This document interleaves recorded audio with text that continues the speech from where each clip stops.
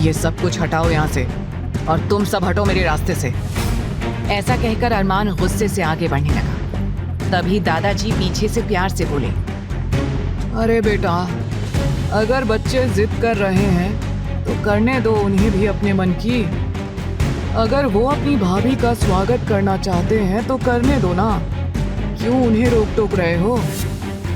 तब अरमान गुस्से से दादाजी की ओर मुड़ा और बोला, दादाजी, आपकी और मेरी शर्त सिर्फ और सिर्फ शादी तक ही थी। शादी तक ही आपने जो कुछ कहा मैंने वही सब किया।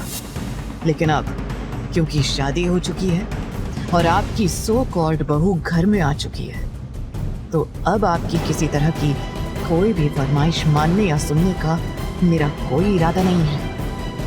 अरमान की बात सुनकर आस्था का क्या रिएक्शन होगा? अरमान गुस्से से बोला, दादाजी, मेरी शर्त सिर्फ शादी तक की थी और अब शादी हो चुकी है, तो अब आपकी किसी भी तरह की कोई फरमाइश मानने या सुनने का मेरा कोई इरादा नहीं है। अपनी बात खत्म कर अरमान ने आस्था का हाथ वहीं दरवाजे पर झटक दिया और उसे छोड़कर खुद लंबे लंबे कदमों को बढ़ाता हुआ सीधा अपने कमरे की ओर चला गया। सभी लड़के वहां खड़े बस उसे जाते हुए देखते रह गए। सभी को रह रहकर अपनी भाभी, जो नई नवेली दुल्हन थी, उस पर तरस आ रहा था। अब आलोक जी भी चुप हो गए, क्योंकि वो अपने अकड़ू पोते को अच्छी तरह से जानते थे कि उनका पोता कितना ज्यादा अकड़ू और जिद्दी था और कितनी मुश्किल से उन्होंने अपनी बीमारी के चलते जैसे तैसे अरमान की शादी करवा दी। लेकिन अब वो समझ चुके थे कि उनका पोता उनकी कोई भी बात मानने वाला नहीं था। इसीलिए अब वो सीधा अपने कमरे की ओर बढ़ने लगे। लेकिन फिर वो उन चारों लड़कों की तरफ देखकर ऑर्डर देते हुए बोले, बहू को गृह प्रवेश के बाद आराम से ले जाकर अरमान के कमरे तक छोड़ाओ।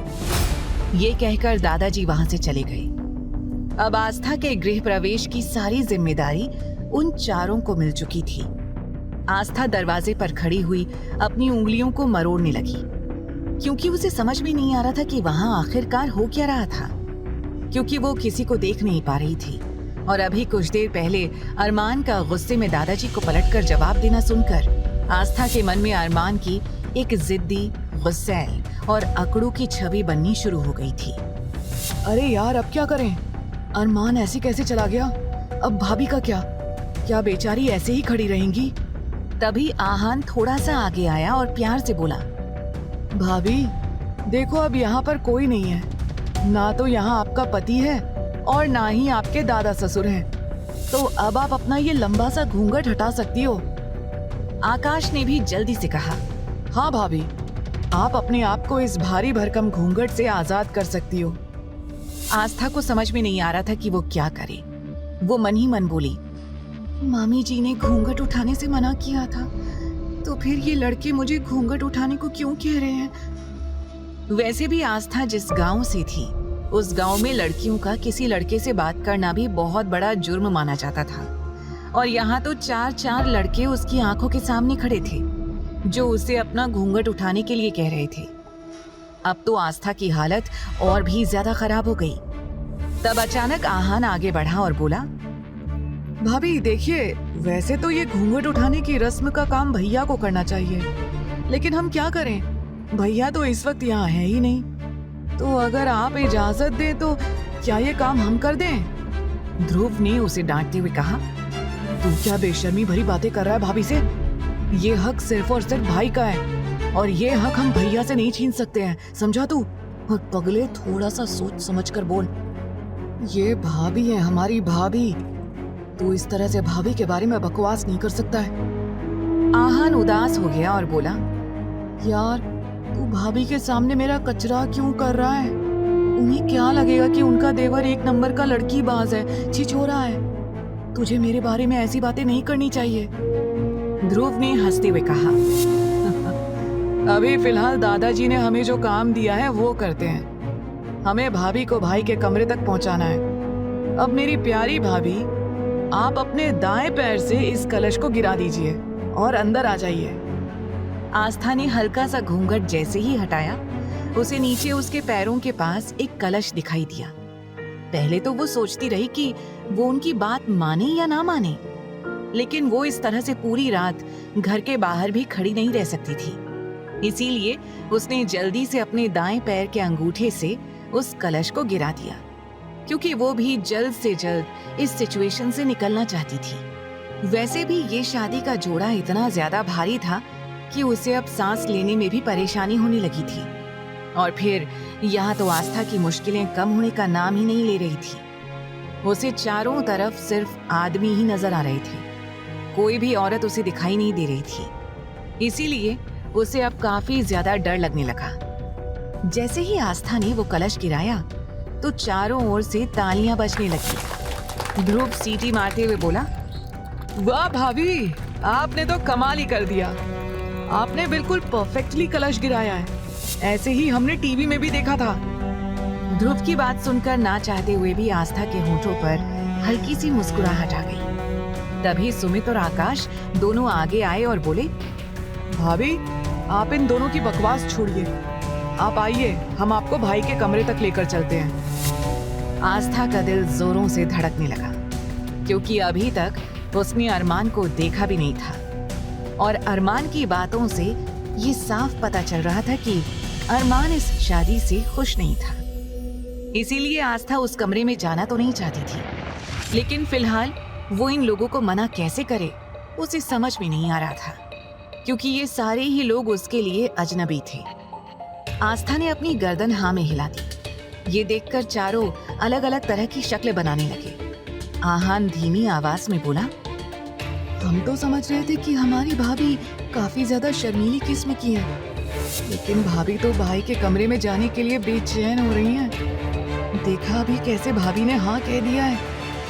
आहान की बात सुनकर आस्था को घबराहट होने लगी। वो मन ही मन बोली, ये कैसे लोग हैं? अभी खुद ही तो कमरे में जाने के लिए कह रहे थे और अब ये कह रहे हैं। आस्था के मुंह से अचानक निकला, नहीं नहीं, आप लोग गलत समझ रहे हैं। आस्था की हड़बड़ाहट देखकर वो चारों जोरों से ठहाका मारकर हंसने लगे। ध्रुव बोला, भाभी प्लीज प्लीज, आप बुरा मत मानिए, हम तो सिर्फ आपकी थोड़ी सी टांग खींच रहे थे।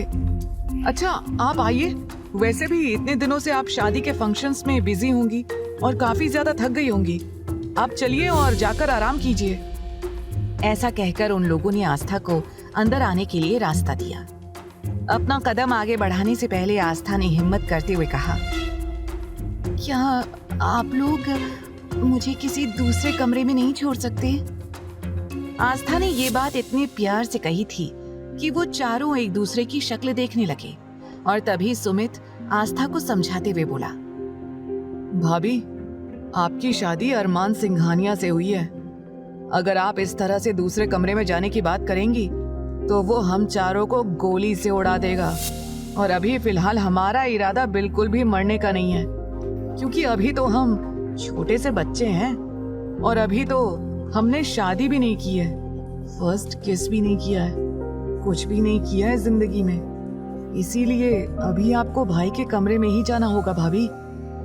जैसे ही सुमित ने बेचारगी से ये सब कहा, आस्था खिलखिलाकर हंसने से खुद को रोक नहीं पाई। अब आस्था को हंसते हुए देखकर वो चारों भी मुस्कुराने लगे, क्योंकि आस्था की हंसी बहुत प्यारी थी। उन्हें ऐसा लगा मानो उनके कानों में किसी ने घुंघरू बजा दिए हों। आहान आस्था की तारीफ करते हुए बोला, वाह भाभी, आपकी हंसी तो बड़ी प्यारी है। पता नहीं आप इतना ये लंबा सा घूंघट कब हटाएंगी और हम आपको कब देखेंगे। वैसे भी जब भाई आपको देखने के लिए गए थे तब भी वो हमें साथ लेकर नहीं गए थे, और बस अब सीधा शादी में हमें लेकर गए। हमने तो आज तक आपको देखा ही नहीं है। तभी आकाश आहान को टोकते हुए बोला, अरे बस बस, देर हो गई है। तुम लोग भाई भाभी की पहली रात बेकार मत करो। और वैसे भी हम लोगों को जो पार्टी करनी है उसका क्या? दादाजी ने पहली बार हमें पार्टी करने की परमिशन दी है, भूलो मत। इस तरह से टाइम वेस्ट करके खुद का ही नुकसान होगा। वो लोग आस्था को अरमान के कमरे तक ले गए। उन्होंने कमरे का दरवाजा खोला, लेकिन उन्हें अंदर से कोई आवाज नहीं आ रही थी। ध्रुव फुसफुसाते हुए बोला, लगता है भाई सो गए हैं। वैसे भी वो काफी ज्यादा थक गए थे। तभी आकाश ने अंदर झांक कर देखा और हैरानी से बोला, लेकिन अंदर तो कोई है ही नहीं। अरमान कहाँ गया? लगता है वो स्टडी रूम में होगा। सुमित ने अपने माथे पर हाथ मारते हुए कहा, भाई आज के दिन भी काम ही कर रहे हैं। अपने काम से एक दिन का तो ब्रेक लेना चाहिए था ना। हद होती है यार, किसी को इतना ज्यादा भी वर्कहोलिक नहीं होना चाहिए। चलो कोई नहीं, अब भाभी आ गई हैं, सब सही हो जाएगा। ऐसा कहकर वो चारों मुस्कुराकर घूंघट में खड़ी हुई आस्था को देखने लगे। अब आस्था को अपने ऊपर एक नहीं बल्कि 8 नजरें महसूस होने लगी। वो और भी ज्यादा असहज हो गई। ध्रुव ने आस्था की सिचुएशन समझ ली और तीनों को डांटते हुए बोला, अरे यार, अब अपनी फालतू की बकवास बंद करो। अगर भाई स्टडी रूम में ही हैं, तो कम से कम भाभी को तो अंदर कमरे में जाने दो, वो तो आराम करें। भाभी, आपकी जरूरत के सारे कपड़े हमने ऑलरेडी भाई के क्लोजेट में सेट करवा दिए हैं, तो आपको अगर कोई भी परेशानी हो तो आप बेल बजा दीजिएगा। कोई ना कोई उसी वक्त आपकी सेवा में जरूर हाजिर हो जाएगा। ऐसा कहकर ध्रुव, सुमित, आकाश और आहान ने आस्था के सामने स्टाइल से अपना सिर झुकाया और कमरे के बाहर से ही वापस चले गए। आस्था अंदर कमरे में गई। उसने कमरे को अंदर से लॉक कर दिया और फिर सबसे पहले उसने अपने आप को घूंघट से आजाद किया और लंबी लंबी गहरी सांसें लेने लगी। तभी उसकी नजरें उस बेडरूम में चारों तरफ घूमने लगी। बेडरूम की दीवारें ब्लैक एंड व्हाइट कलर की थी। वहां की सभी चीजें बेहद महंगी लग रही थी। कमरे के बीचों बीच एक किंग साइज का बेड था।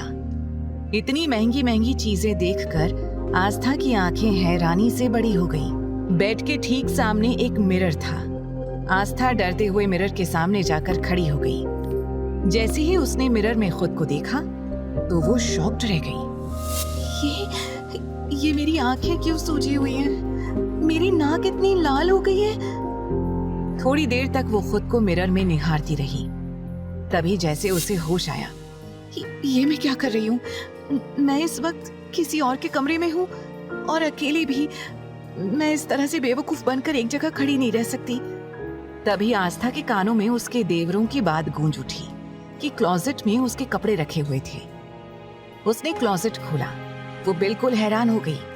वहां पर कपड़े तो रखे हुए थे, लेकिन सभी कपड़े बेहद महंगे और ब्रांडेड थे। वहां एक से एक ब्रांडेड साड़ियां थी, लेकिन साड़ियां तो आस्था ने कभी पहनी ही नहीं थी। वो तो हमेशा शुरू से ही सिंपल सा सूट वगैरह पहना करती थी और दुपट्टा लिया करती थी, लेकिन इस तरह की फैंसी साड़ियां देखकर आस्था का गला सूखने लगा। उसे समझ नहीं आ रहा था कि वो क्या पहने। अब आस्था पूरी तरह से मायूस हो गई। फिर उसने वापस से वो घूंघट, जो कि लहंगे का था, वो ओढ़ लिया और बेड के एक साइड पर बैठ गई। वहां बैठे बैठे कब उसकी आंख लग गई उसे पता ही नहीं चला। वहीं अरमान आधी रात तक काम करता रहा और करीब 2 बजे अपना काम खत्म करने के बाद अपने कमरे में सोने के लिए आ गया। लेकिन जैसे ही उसने दरवाजा खोलने की कोशिश की तो उसे एहसास हुआ कि उसका कमरा अंदर से लॉक्ड था। वो झल्लाते हुए बड़बड़ाया, ये कमरा लॉक किसने किया है? लेकिन अगले ही पल अरमान का चेहरा गुस्से से तमतमाने लगा, क्योंकि ऐसा पहली बार हुआ था कि अरमान को उसका कमरा लॉक्ड मिला था। उसने जल्दी ही अपने फिंगरप्रिंट लॉक का इस्तेमाल करते हुए अपना रूम खोल लिया, क्योंकि अरमान का रूम, उसका घर उसके कंट्रोल में था। वो जब चाहे किसी भी जगह पर बिना किसी की परमिशन के आ जा सकता था। और फिर ये तो उसका कमरा था, जो उसने खुद अपने मुताबिक डिजाइन करवाया था। जैसे ही वो अपने कमरे में अंदर आया, उसने देखा कि बेड के एक कोने पर आस्था लेटी हुई थी। उसका चेहरा पूरी तरह से कवर्ड था। अरमान ने नफरत से उसकी ओर देखा और अगले ही पल अपना मुंह मोड़ लिया। अरमान गुस्से में दांत पीसते हुए बोला, दादाजी को इसे मेरे कमरे में नहीं भेजना चाहिए था। मैंने ये शादी सिर्फ नाम के लिए की है। ये मेरे कमरे में या मेरी जिंदगी में नहीं रह सकती है, कभी नहीं। अब क्या करने वाला है अरमान? जब वो प्रियंका की जगह आस्था को देखेगा तो उसका क्या रिएक्शन होगा? इनकी पहली रात यादगार बनेगी या ये इनके साथ की आखिरी रात बन जाएगी। आगे की कहानी जानने के लिए देखें अगला एपिसोड सिर्फ पॉकेट एफएम के यूट्यूब चैनल पर। और तेरे इश्क में के सारे एपिसोड्स को सुनने के लिए डिस्क्रिप्शन में दी लिंक से डाउनलोड करें पॉकेट एफएम ऐप।